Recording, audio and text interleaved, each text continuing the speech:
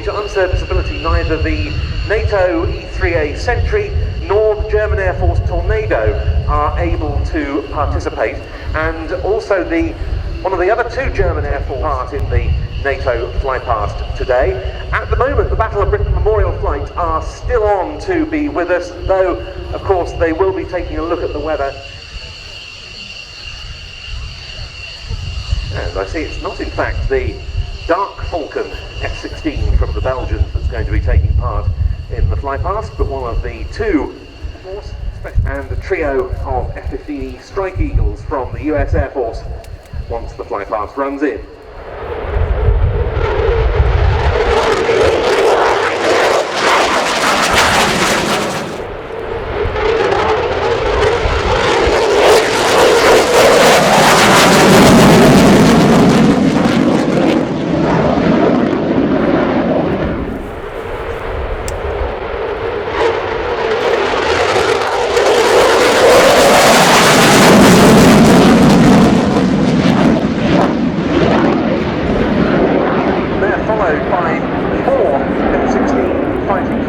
The first of them from the Royal Danish Air Force, that's followed by one from the Royal Norwegian Air Force, and then the Belgian Air Component, and lastly the Royal Netherlands Air Force.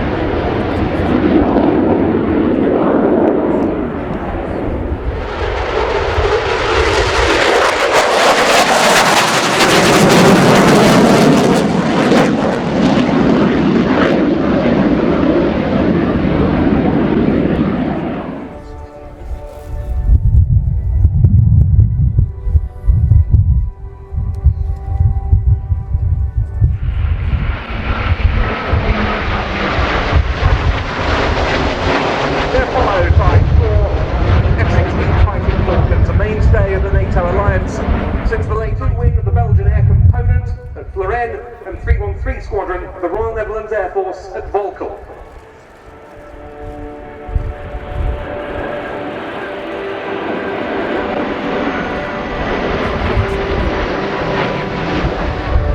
After them, the German Luftwaffe's contribution, a single Eurofighter EF-2000 from Taktisches Luftwaffengeschwader 71 Richthofen at Wittmundhafen. British flying display, the French Air Force Boeing KC-135R Stratotanker from Groupe de Ravitaillement au Vol 291 Bretagne at East in the hands of Captain Benoit Jägel.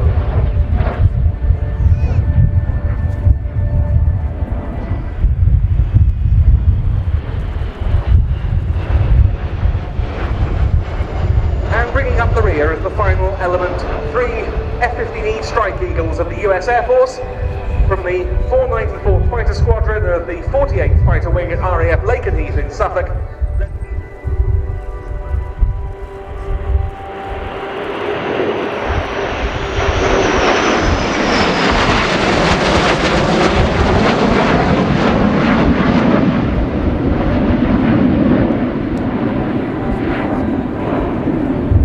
Has always been to a large part a gathering of NATO aviators.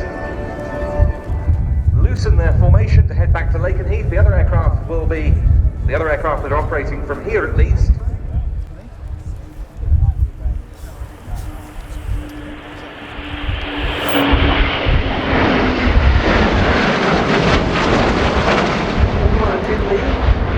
Commanding number 2 Army Cooperation Squadron leading them.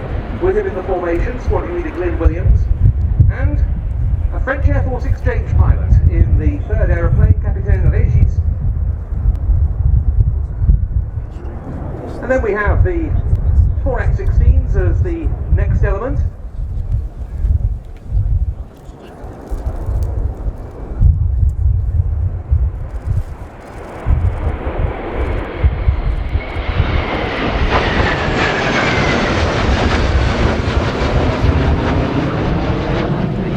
Danish aircraft in the lead, in the hands of Captain Niels Andersen.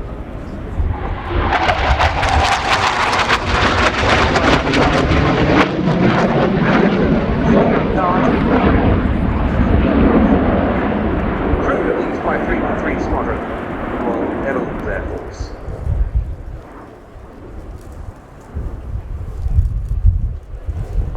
Something we've seen quite a lot. The most expeditious way to get a single or a formation fast jets onto the ground. It involves running into the dead side of the runway. Obviously here will be the live side because they're not allowed to fly the ground. But around 350 knots brought to idle, the air brakes are put out as the aircraft is pulled onto a maximum alpha turn, which bleeds off the speed to then enable the aircraft to put the undercarriage. Something nice to see at the end of the show, in particular, the way the red arrows and the other big display team do it. Nice to see some historic squadron codes on the tail of one of those Typhoon WSJ. By the Lancashires of number 9 Squadron, which is now a Typhoon unit. One point about the history of NATO's aggression.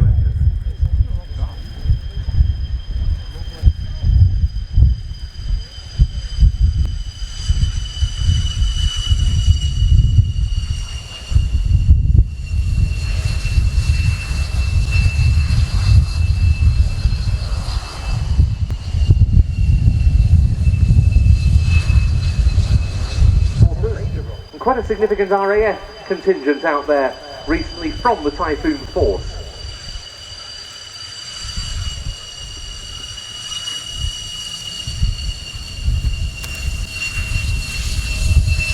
They began 4 months NATO 2000, and indeed it's the Luftwaffe Typhoon that we see as the last of these aircraft to land, flown by Oberleutnant Reinhard Schröder.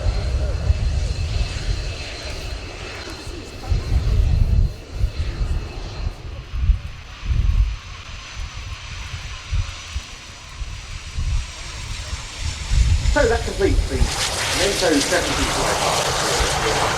2019 has our major historical theme over this show weekend, following on from other major NATO anniversary celebrations here in the past.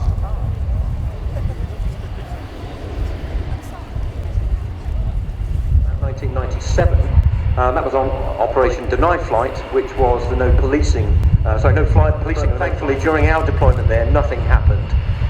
But it was shortly after we deployed that turned off itself. So if we were locked up by a surface-to-air missile, then the surface-to-air missile would prefer to fly towards the decoy and not the aircraft.